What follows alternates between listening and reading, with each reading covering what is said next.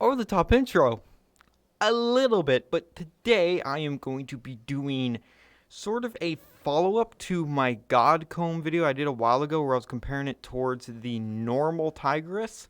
Of course, now I have more in-game knowledge, and my comb has ascended again. I don't have a riven for it. I don't care about a riven for the comb. I don't use rivens, but I'm going to be putting it up against the Sacnti Tigris. Now, this is my Sacnti Tigris build.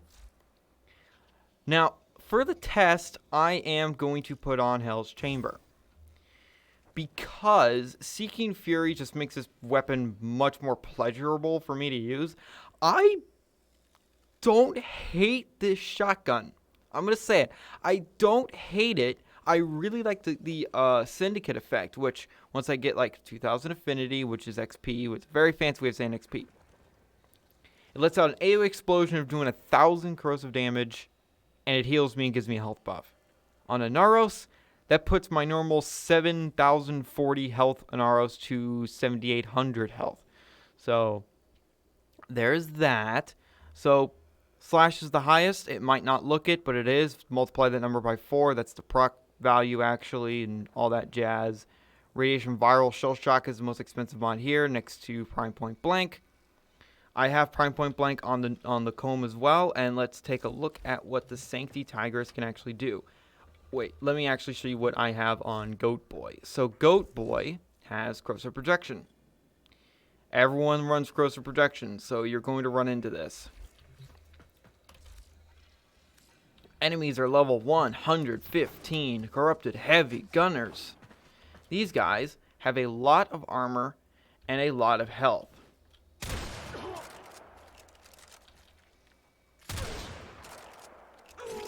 So, if I get lucky with the procs, it one-shots. Surprise, surprise, right? No one is surprised by this, right? Oh, but it's not the Tigris Prime. Fuck off.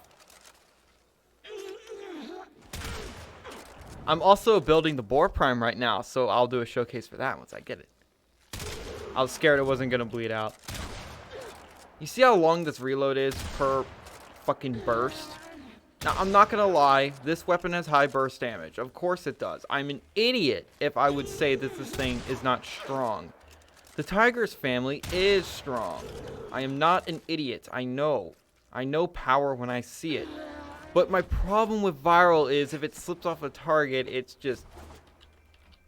bad. Also, do not use Viral against the Infested unless you're Saren. It is bad, Jojo. So, that's how fast that took it down. So, now let's show my comb. Now, my comb is built like this.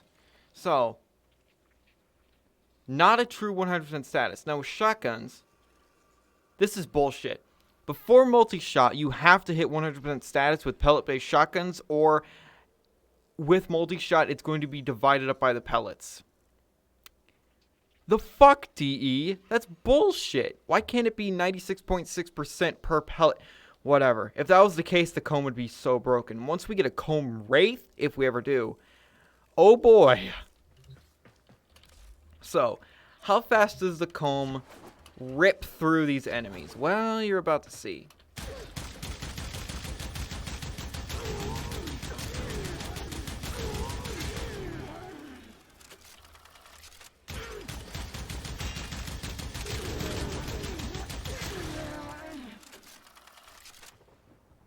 The comb is better. I don't want to hear any lip about it.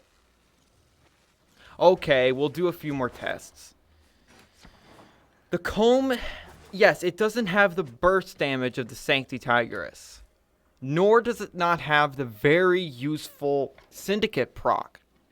But what it does have is insane DPS. Now let's jump into Mirage. Now Mirage, what did I have on Mirage? Normal Mirage build. I might do an in and outs on Mirage if you'd like to. I think Mirage Prime looks gorgeous, although I think Zephyr Prime looks better. But I don't know, maybe it's just the avian appearance that appeals to me.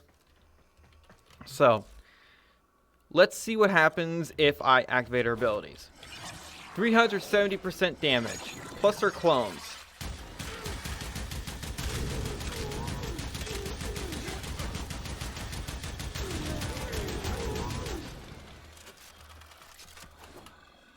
I can walk through the enemies. Now let's do the same test, but we are going to switch back to the Sacnti.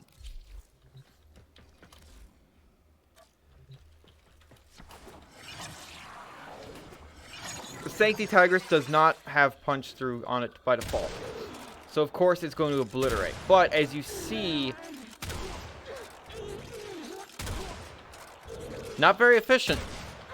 There's one thing I can do to hopefully make the Sacnti Tigris as good as my Kohm. If you're wondering where those crit ups are coming from, why I'm getting so often, there's a trick you can do with your Sentinel weapon. You can just put the Vigilante mods on here and you have a higher chance to crit up. And that's great. So, anyway, what can I do? Well, I can add punch through. Where is Seeking Fury? There we go. Yes, I am losing a lot of damage, but the punch through is definitely worth it. So let's do this test again. 370% for a big increase, plus the clones, and then I'll be able to just... I can take down an entire row. I don't even need headshots. Well, I'm going to go for him anyway. Are you dead? No. Now you are. So, like this, the Sacnti Tigris competes. But that's what it took. The Kohm, without Mirage, was out damaging this. Now, you might be saying, well, of course, the Kohm has a huge, huge mag. Of course, the Kohm, DPS-wise, is going to do a lot more. On paper, the Sacnti Tigris, and in practice, burst shot per shot does more damage. But here is where it gets tricky. When it comes to usability, the Kohm is just more comfortable. Because you can take solace that you have this huge mag and you are going to guarantee the enemy is going to die. With the Sacnti, it's more ammo efficient, but you can't always guarantee that the enemy is going to die because you have to wait for them to bleed out. And when they're waiting for it to be bled out, they can still kill you. How about we pick an Aros for this? I'm going to actually just do my normal build, and I'm going to show you that it takes a while. So an Aros, of course, is going to be able to survive this no problem. The radiation is crowd controlling them, and I can also do this to keep them still. So, because they're wiggling around, I can't get good shots off. Gonna die, there we go. And they are shooting each other because of the radiation. You see this? This is just...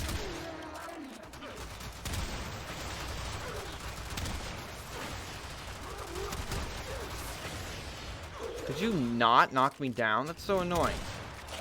Now, of course, you're not going to see these numbers of corrupted heavy gunners at once. You're going to see maybe one or two. And I have to get close to guarantee all the pellets. You mind?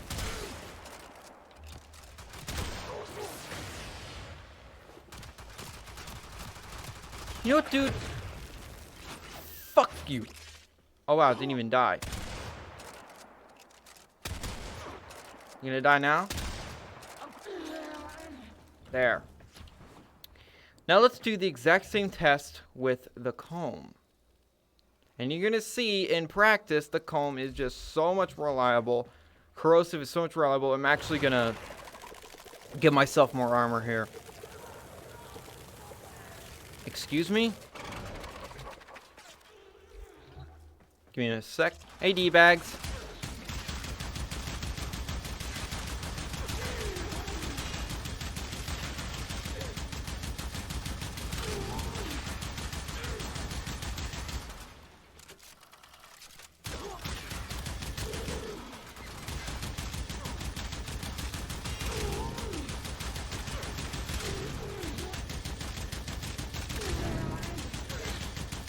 It is still a shotgun, so you do have to be close. I'm getting a lot of slashes, too. which is nice. Bleed out. See there? Now, you also might be like, well, of course, well, your ammo. You know, there's a thing called, one, there's carrier, and two, there's a thing, I'm not done with this build, don't shame me. There is shotgun scavenger. So this will basically guarantee you'll never ever run out of ammo with the Kohm. So, is there a point to using the Sacnti Tigris? I don't hate it. It's just my Kohm is so much more practical. The Sacnti Tigris, I literally mostly just got it, not just for the MR, but also to show that there's a difference between power and practicality. The Kohm has both, except for its ammo pool. But there are very easy fixes to solving all of your ammo issues with the Kohm. Like I said, there's shotgun scavenger, but I'm going to keep enemy radar on because that's very helpful. There is carrier and carrier prime. They're the same thing, so don't be like, if you don't have carrier prime, fuck off. Seriously, carrier is my second sentinel. So, I've been playing this game for over a year. There's also ammo mutation, but I would really strongly advise you not do that with the Kohm because then you are limiting it. Where is it? So, yeah, you can replace, I guess, vigilante armaments, but really, come on. You want the extra multi-shot. Now, why does the Kohm do so much more damage even though the Sacnti Tigris has 100% status? Well, there's a few things. One, the Kohm has a higher critical multiplier. The Sacnti Tigris only has a 1.5 crit mult. Granted, these shotguns don't crit very often, but when they do way more damage. The Kohm has a higher crit damage, not chance. Two, the Kohm is firing way more pellets than the Sacnti Tigris could ever dream of. The Kohm by itself, default, without multi-shot, fires up to 12 pellets. With all of this multi-shot, I think I'm firing 30-something. I would have to do the math, but I'm throwing out so much damage that it doesn't matter. Yes, this status chance is not 96.6. It's more like 5% per pellet. But I'm firing so many fucking pellets, and the corrosive proc is really high, and there's a lot of heat here, which will deal with clone flesh if I overstrip, which it didn't happen. And there's also a lot of slash. It just out-damages it. It does so much more damage. That's the thing. The Kohm might not have the status chance. It might not have the bleed chance. Although I do have a bleed build on the Kohm, but it's not very good. And yes, you can in fact use a teaming Virulence Nidus and actually get this crit chance higher. Actually, let's do that. Why the hell not? So let's put on Kitty and let's bring out Spaghetti Aids. So let's pause the AI. Just so my Nidus, I need to work on him a little bit because he's not as tanky as my Inaros. So teaming Virulence. Yeah, it gives a lot of crit chance, and this goes off your strength, so I can actually probably drop. I can't drop adaptation. Fuck. I want to drop absolutely everything, and I want to just go pure strength. So, well, I guess this is it. Damn, I forgot. I'm a scrub when it comes to having a lot of mods. So, let's build it is then. 225% power strength. So let's go in here. And hopefully Kitty actually gives me the buff, which will bring my crit chance up to 71%. And then plus whatever teaming Virulence is going to give me, you're going to see red crits. Come on, Kitty. Kitty. Hello? Trust me, she's not stupid. She's slow. I swear to God. Kavats are dumb, man. Like, come on, give me my buff. Give me my buff. Give buff now. You want to go back in stasis? fucking... I guess we're waiting. Finally, my fucking Christ.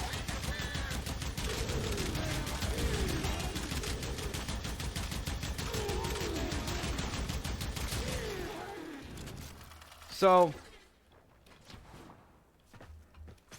if the dumb fucking animal actually wants to do the buff, what happens is 60% additional, which means this automatically goes up to 71%.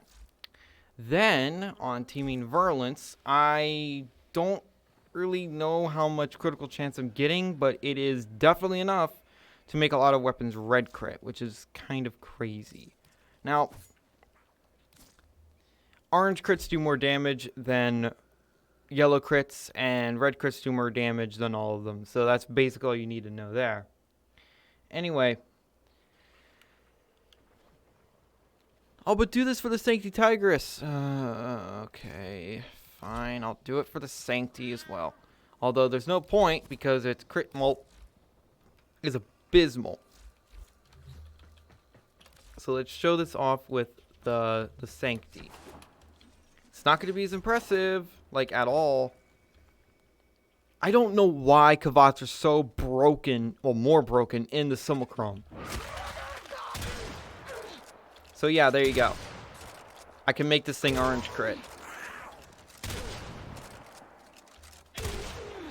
I don't know why Inaros' thing is still up there. But yeah, the crit is just not as strong.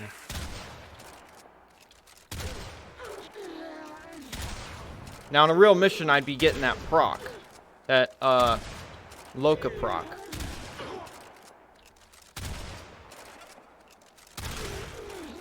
But yeah. It basically makes this thing, 75% chance to crit. Now, yeah, I'll keep Kitty on. Because I'm going to be using the Sacnti a little bit. And I'm going to equip another Kitty. So, long-winded explanation over. If you just want absolute knockdown power for one target, or a few, the Sacnti Tigris. But if you want that same knockdown power for one target, but an entire room, the Kohm. People think that the Kohm is only good if you get a riven, a really strong riven that gives a crit chance and multi-shot and status chance and blah, blah, blah, blah, blah, blah, blah. Bullshit. You don't even need prime point blank and it shreds. I've taken this thing against level 165s. Not this, the Kohm. It didn't care. It's as if they were level 115s. The amount of armor stripping, plus that heat, plus that slash, melt. And if you don't believe me about the heat, about that heat's good against the Grineer. You see this? Clone flesh. They don't like heat too much. Viral especially. But yeah, and there. So you can see the resistances and all that crap. And if you go over to the infestation, it doesn't say it, but I wouldn't really recommend using viral against these guys because it's just, yeah, see here. With infested flesh, viral's bad. Gas is good. Heat's good. Slash is good. Basically, if you're going against infested, just use corrosive or blast or both. So the Boar Prime when I get that thing. Anyway, like I said, I overall, just complete overall, prefer the Kohm over the Sacnti Tigris. I'm not saying the Sacnti Tigris is not strong. It absolutely is. Let's make this thing match Kitty. Ooh. Well, that looks fancy, doesn't it? This thing's strong. It is. And that corrosive proc is going to destroy armor because 1,000 corrosive damage. Yeah, that's a lot of armor gone. Just instantly. It'll actually kill most fodder enemies. So up to like level 60 something, somewhere around there. Low levels, yeah, this thing turns into a nuke. But you can say the same thing about the Vacor Heck, and the Vacor Heck is just outright a good in between. The Corinth is a monster as well. So there's a lot of good shotguns in the game. Anyway, thank you guys so much for watching. And remember, in Trilby, we trust.